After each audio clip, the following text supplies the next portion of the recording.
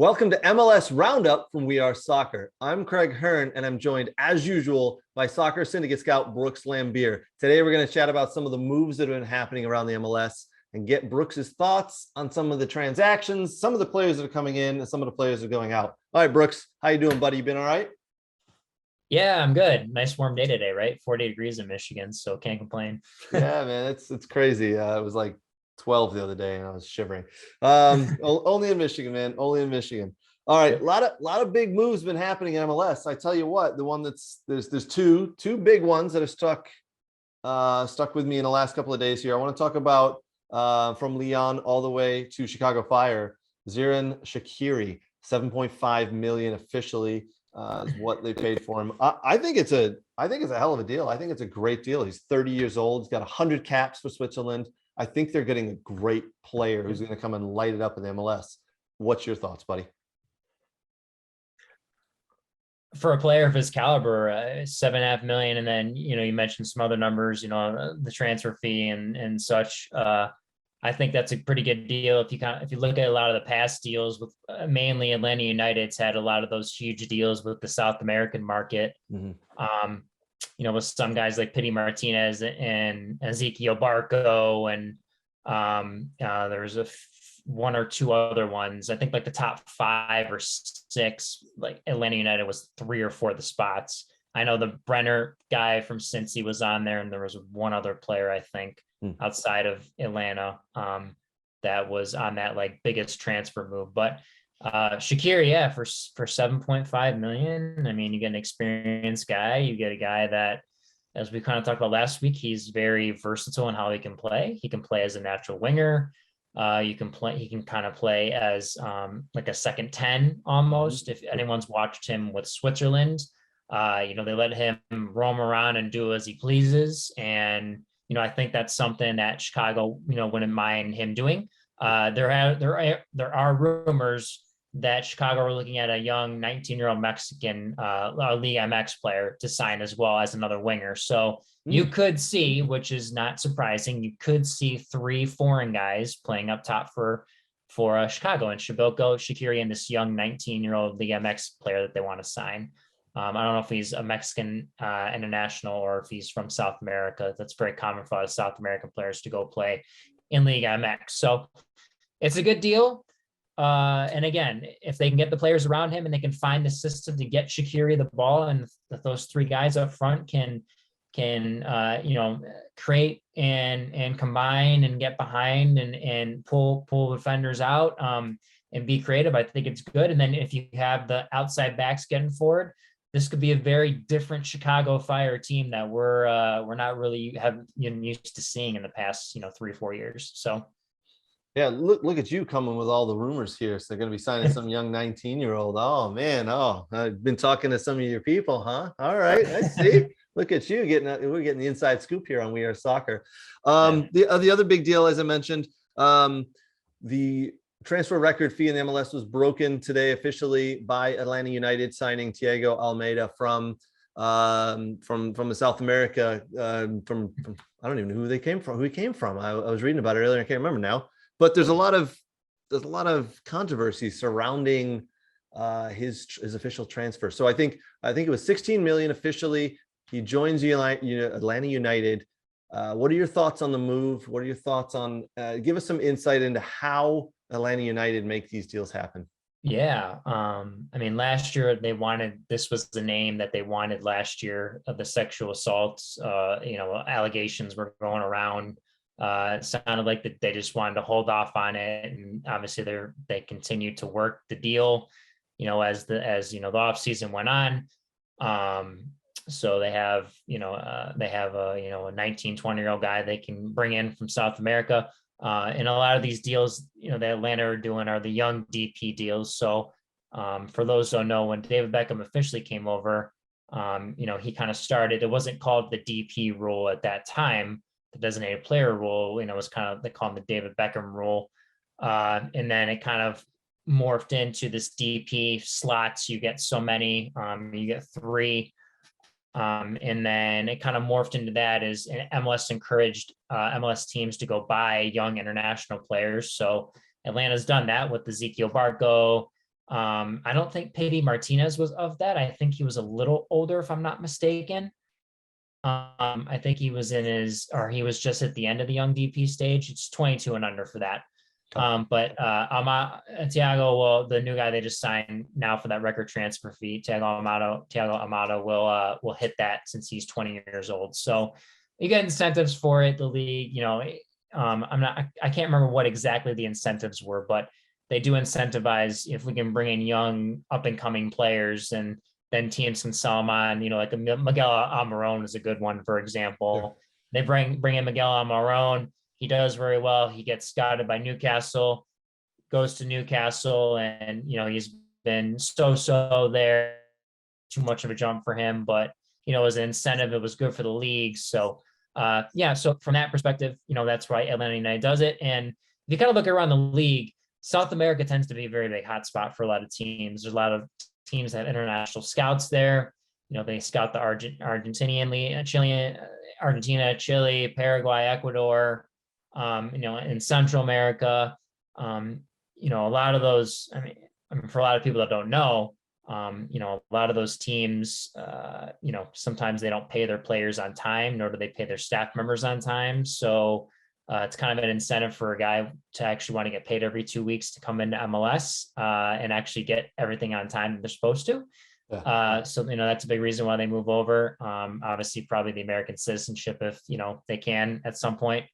But it's a good area, South America. There's some talent that's undiscovered. Kids that play with their U19 national teams, U18, U20 national teams, qualifying for World Cups or Olympic qualifying. So it's a good market. If you look at it from the American versus international standpoint, a lot of teams sometimes like to go with the younger South American player and national player from the perspective of, the kid is all in on soccer. He's got nothing, if he does, he's working, not a very big wage paying job, or it could be trouble, joining, whatever that's in the area. It could be, something like that where it takes the kid down the wrong path if he doesn't have soccer as a go-to. So, that's why some teams may bring in, these young players into their reserve squads or to fill roster spots for their MLS team, just because they may see that as something that's an advantage over the typical, white middle class or higher class, American player. That makes a lot of sense. If you think about it, we'll get into one of the pieces you talked about there with the sexual assault stuff that came out with him. But if you think about it as a soccer player, it's a pretty big coup for the MLS to go ahead and get a 20-year-old who's highly rated like this.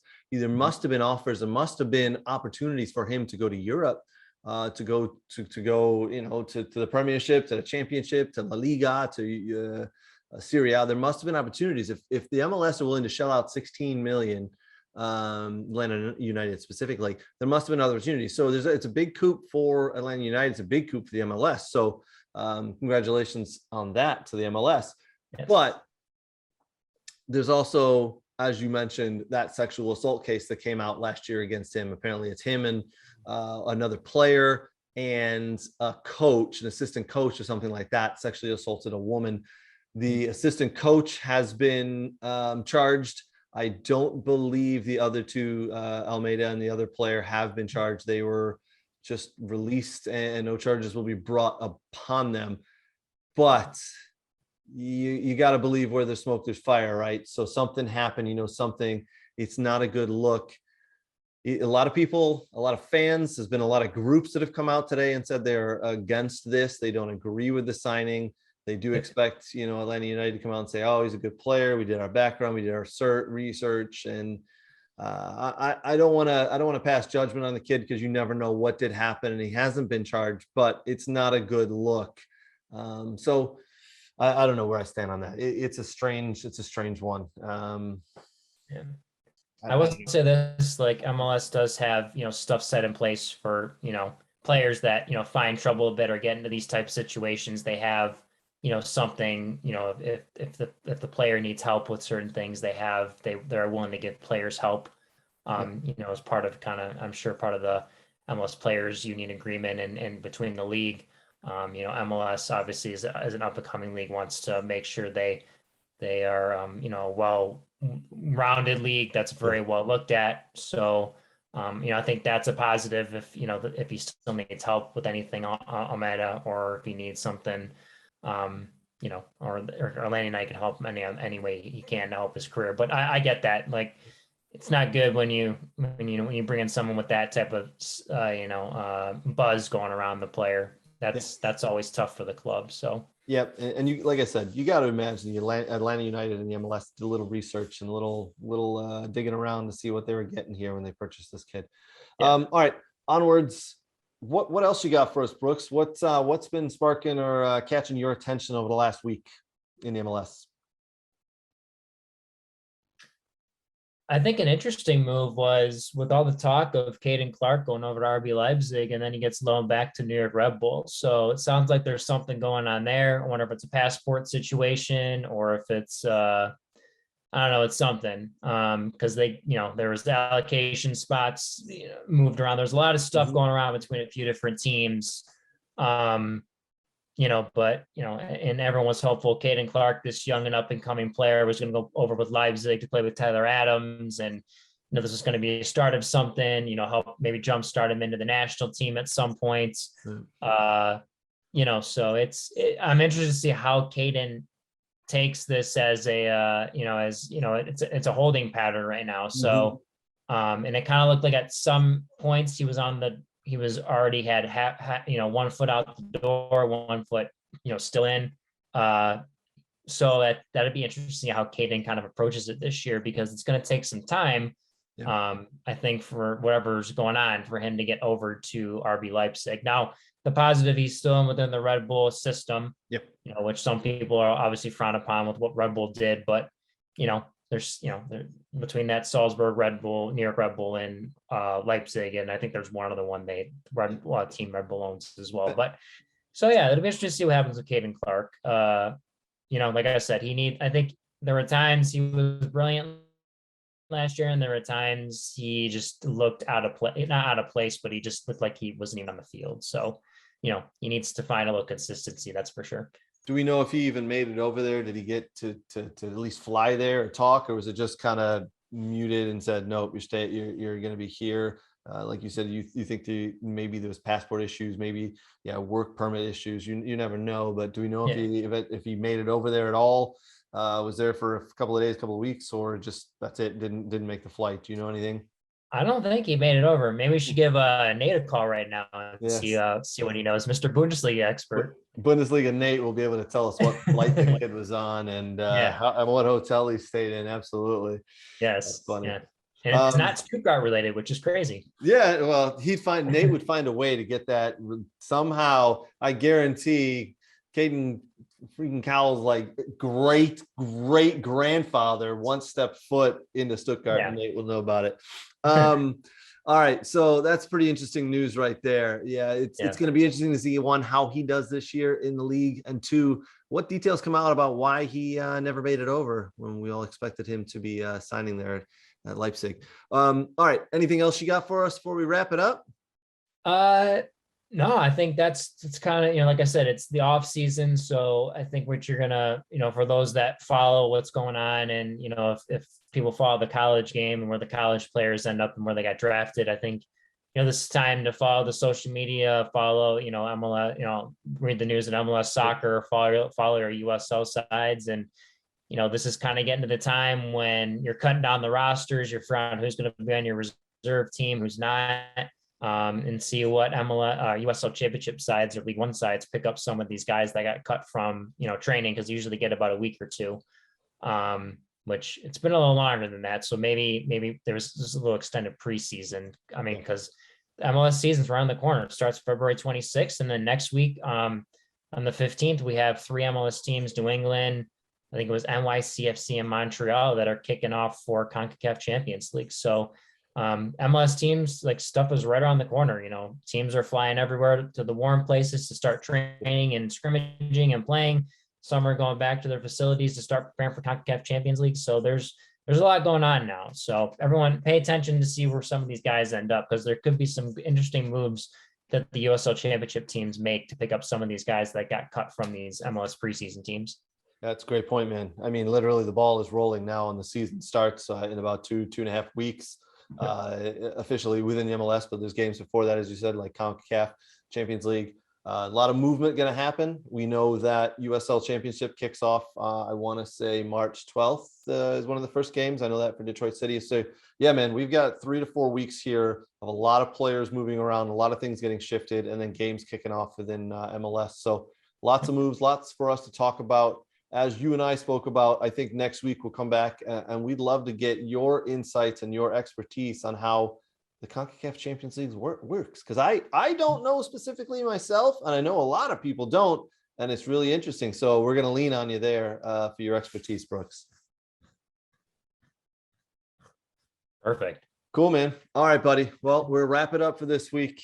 And we'll see you next week. Again, thanks, guys. You can find us on We Are Soccer, all the social media platforms. Wherever you are, we are there as well. Thanks, Brooks. We'll talk to you next week. Thank you, Craig.